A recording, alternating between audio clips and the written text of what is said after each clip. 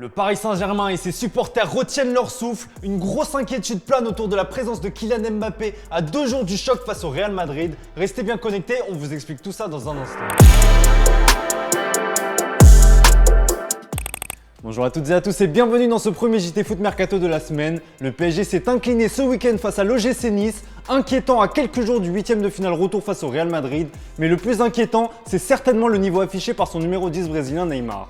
Mais où est donc passé le vrai Neymar? C'est la question que les fans du Brésilien et les supporters du PSG se posent et c'est légitime. Face aux Aiglons, le Brésilien a enchaîné sa 3e titularisation depuis son retour de blessure et pas vraiment de signe indiquant une montée en puissance de ce dernier. Le Ney a été très brouillon, perdant un nombre incalculable de ballons et ne gagnant que très peu de duels en 1 contre 1, ce qui est pourtant sa force. Si certaines de ses rares ouvertures auraient mérité mieux, sa prestation reste décevante pour un joueur de ce niveau. Pour Thierry Henry, il y a une raison à ce déclin du Brésilien. Son état mental pourrait ainsi être en lien avec ses dernières performances sportives, comme il l'expliquait dans les colonnes de l'équipe. Quand on analyse une action et qu'il ne s'est pas replacé, ok, c'est un fait, et il faut le dire. Oui, il est un peu moins bien, mais il y a des raisons. Neymar a souvent parlé dans ses dernières interviews de son bien-être, de la pression.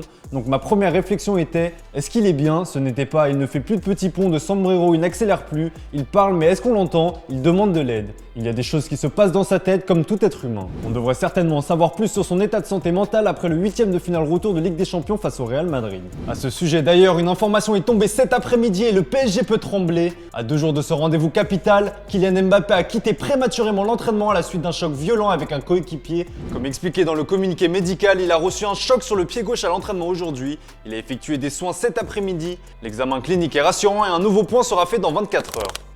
À Manchester United, l'ambiance n'est pas vraiment au beau fixe non plus. Cristiano Ronaldo s'est notamment mis une partie du vestiaire à dos.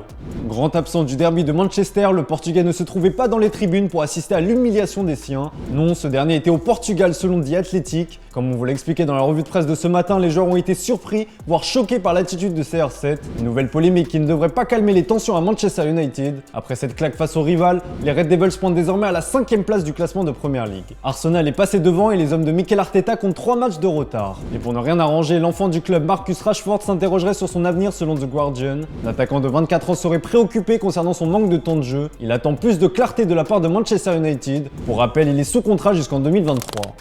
On en vient à la question du jour, que pensez-vous de cette nouvelle polémique autour de Cristiano Ronaldo? Est-ce que le Portugais a fait le bon choix en retournant à Manchester United? Comme d'habitude, on attend vos avis dans les commentaires. À la question de vendredi dernier, on vous demandait quelle serait la recrue idéale pour le Barça de Xavi. Eh bien, pas de doute pour vous, les Blaugrana doivent mettre le paquet pour signer le cyborg Erling Haaland. Et bien justement, il y a du nouveau pour le buteur norvégien, 2 favoris se dégagent et le Barça n'en fait pas partie. Jan Ege Fjørtoft, ancien joueur et consultant proche de la famille du joueur, a fait de sacrées révélations sur l'avenir du buteur du B4B et ça ne devrait pas plaire à Joan Laporta. Tout se joue entre 2 clubs, je crois que ce sont le Real Madrid et Manchester City. Le Barça, je pense que c'est de la propagande, ça peut se faire mais en ce moment ça se joue entre ces 2 clubs. Ne sous-estimez pas le travail que fait la team Holland pour trouver où jouera Erling Haaland la saison prochaine. Le message est passé. Dans le reste de l'actu, Newcastle envisage de sortir le chéquier pour signer un ancien Titi parisien.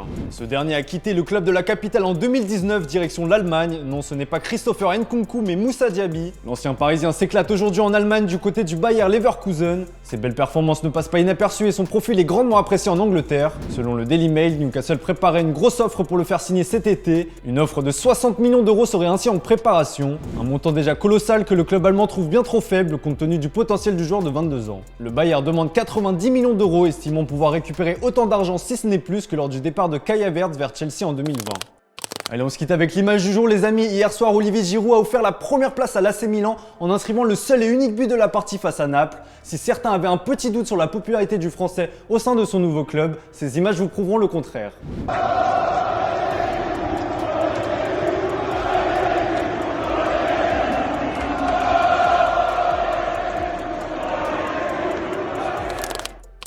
Voilà, c'est tout pour aujourd'hui. Merci pour votre fidélité. Bonne soirée à vous. On se retrouve dès demain pour un nouveau JT Foot Mercato.